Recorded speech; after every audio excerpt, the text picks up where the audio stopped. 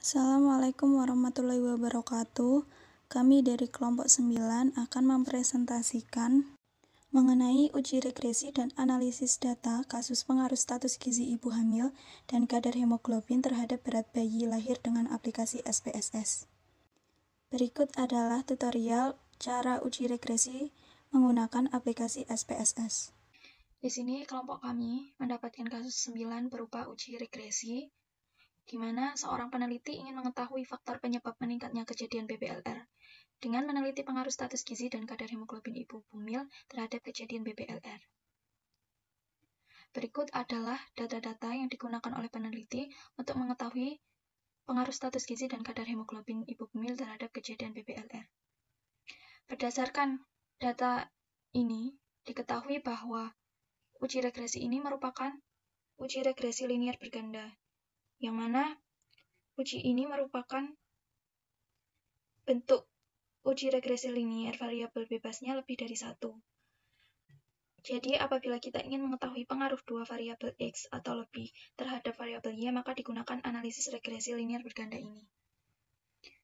Variabel bebas di sini yaitu status gizi ibu hamil dan kadar hemoglobin, sedangkan berat bayi merupakan variabel tidak bebasnya. Untuk status gizi ibu hamil kita tandai sebagai X1, kadar hemoglobin kita tandai sebagai X2, dan berat bayi lahir kita tandai sebagai Y. Untuk menguji data regresi ini, kita menggunakan aplikasi SPSS.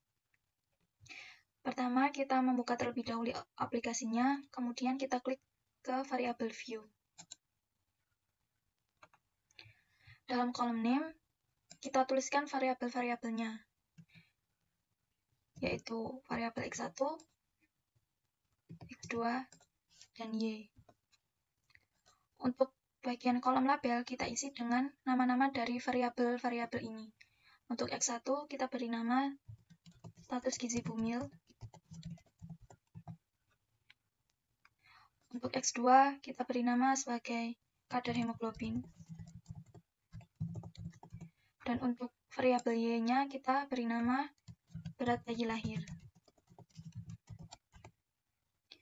Setelah kita isikan kolom name dan label, untuk kolom yang lainnya tidak usah kita isi ataupun tidak usah kita ubah. Selanjutnya kita klik kembali ke data view. Di sini variabelnya sudah berubah menjadi X1, X2, dan Y. Langkah selanjutnya adalah kita mengisikan data ke dalam variabel-variabel ini.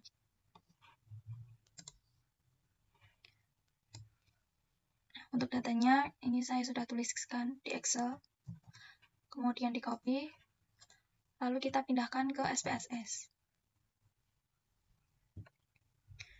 Nah, di sini data sudah terpindahkan ke variabel X1, X2, dan Y. Kemudian kita pergi ke Analyze, pilih Regression, lalu klik Linear. Kemudian akan tampil sebuah kolom seperti ini.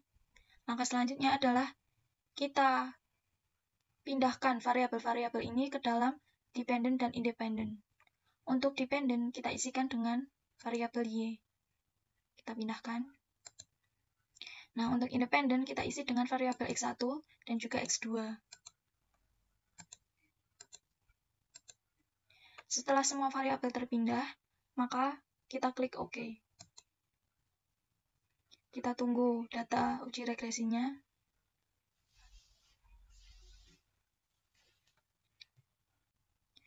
Berikut merupakan data-data dari uji regresi mengenai pengaruh status gizi ibu hamil dan kadar hemoglobin terhadap kejadian bayi baru lahir rendah. Data-data ini bisa kita gunakan untuk menganalisis bagaimana pengaruh status gizi ibu hamil dan kadar hemoglobin terhadap kejadian bayi baru lahir rendah.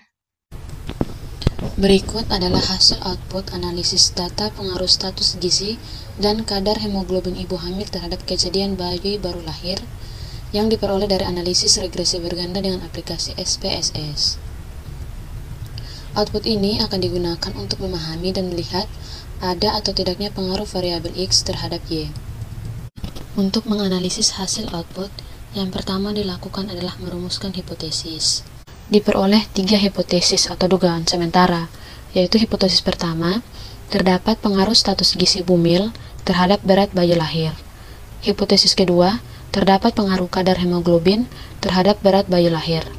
Hipotesis ketiga, terdapat pengaruh status gizi bumil dan kadar hemoglobin terhadap berat bayi lahir. Dengan menggunakan tingkat kepercayaan 95% atau A sama dengan 0,05. Berikutnya masuk pada pengujian hipotesis atau bagian hasil output. Ada 2 pengujian hipotesis, yaitu uji T dan uji F. Pada uji T, di mana dasar pengambilan keputusannya adalah jika nilai signifikan lebih kecil dari 0,05 atau T hitung lebih besar dari T tabel, maka terdapat pengaruh variabel X terhadap variabel Y. Yang kedua, jika nilai signifikan lebih besar dari 0,05 atau T hitung lebih kecil dari T tabel, maka tidak terdapat pengaruh variabel X terhadap variabel Y. T tabel dapat dihitung dengan menggunakan rumus T kali A bagi 2, kemudian N kurang K kurang 1, di mana A adalah nilai dari tingkat kepercayaan, yaitu 0,05, N adalah jumlah sampel, pada kasus ini terdapat 26 sampel, dan K adalah jumlah variabel, dalam hal ini K ada 2, yaitu X dan Y. Kemudian diperoleh 0,05 dibagi 2 sama dengan 0,025, dan 26 kurang 2 kurang 1 sama dengan 23. Angka 0,025 dicari pada distribusi T tabel, diurutkan ke bagian bawah sampai pada 23, maka diketemu angka 2,069. Kemudian pada uji F, dasar pengambilan keputusan yang pertama, jika nilai signifikan lebih kecil dari 0,05 atau F hitung lebih besar dari F tabel, maka terdapat pengaruh variabel X secara simultan terhadap variabel Y. Jika nilai signifikan lebih besar dari 0,05 atau F hitung lebih kecil dari F tabel, maka tidak terdapat pengaruh variabel X secara simultan terhadap variabel Y. F tabel dapat dihitung dengan menggunakan rumus F dikali K kemudian N kurang K, di mana K adalah jumlah variabel, yaitu 2, dan N merupakan jumlah sampel, dan diperoleh 2 dan 24. Angka 2 dicari pada distribusi F tabel, diurutkan ke bawah sampai pada 24, maka diketemu angka 3,40. Berikutnya masuk pada pembahasan pengujian hipotesis. Pengujian hipotesis 1 dan hipotesis 2 dilakukan dengan uji T, sedangkan hipotesis 3 dilakukan dengan uji F. Yang pertama, pengujian hipotesis pertama H1 dan H2. Pada uji ini, tabel output yang diperhatikan adalah tabel koefisien. 1. Pengujian hipotesis pertama H1. Diketahui nilai signifikan untuk pengaruh X1 terhadap Y sebesar 0,000 lebih kecil dari 0,05, dan nilai T hitung 4,492 lebih besar dari 2,069, sehingga dapat disimpulkan bahwa H1 diterima, yang berarti terdapat pengaruh X1 terhadap Y, atau dengan kata lain, status gizi bumil berpengaruh terhadap berat bayi lahir. 2. Pengujian hipotesis kedua H2. Diketahui nilai signifikan untuk pengaruh X2 terhadap Y adalah sebesar 0,187, lebih besar dari 0,05, dan nilai T hitung 1,360, lebih kecil dari 2,069, sehingga dapat disimpulkan bahwa H2 ditolak, yang berarti tidak terdapat pengaruh X2 terhadap Y, atau dengan kata lain, kadar hemoglobin tidak berpengaruh terhadap berat bayi lahir. Yang ketiga, pengujian hipotesis ketiga H3. Berdasarkan output di atas diketahui nilai signifikan untuk pengaruh X1 dan X2 secara simultan terhadap Y adalah sebesar 0,000 lebih kecil dari 0,05 dan nilai F hitung sebesar 11,213 lebih besar dari F tabel 3,40. Sehingga dapat disimpulkan bahwa H3 diterima, yang berarti terdapat pengaruh X1 dan X2 secara simultan terhadap Y, atau dengan kata lain, status gizi bumil dan kadar hemoglobin secara simultan berpengaruh terhadap berat bayi lahir. Dan yang terakhir, ada koefisien determinasi. Koefisien determinasi berfungsi untuk mengetahui berapa persen pengaruh yang diberikan variabel X secara simultan terhadap variabel Y. Pada koefisien determinasi, output yang diperhatikan adalah model Sumari.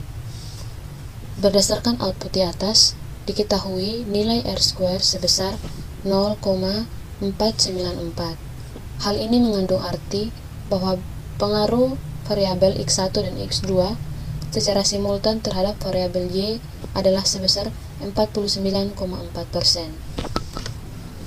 Kesimpulan, dari data yang diperoleh, dapat disimpulkan bahwa 1.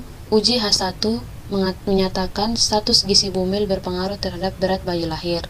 2. Uji H2 menyatakan hemoglobin tidak berpengaruh terhadap berat bayi lahir. 3. Uji H3 menyatakan status gizi bumil dan kadar hemoglobin secara simultan berpengaruh terhadap berat bayi lahir. 4. Pengaruh status gizi bumil dan kadar hemoglobin secara simultan terhadap berat bayi lahir sebesar 49,4%.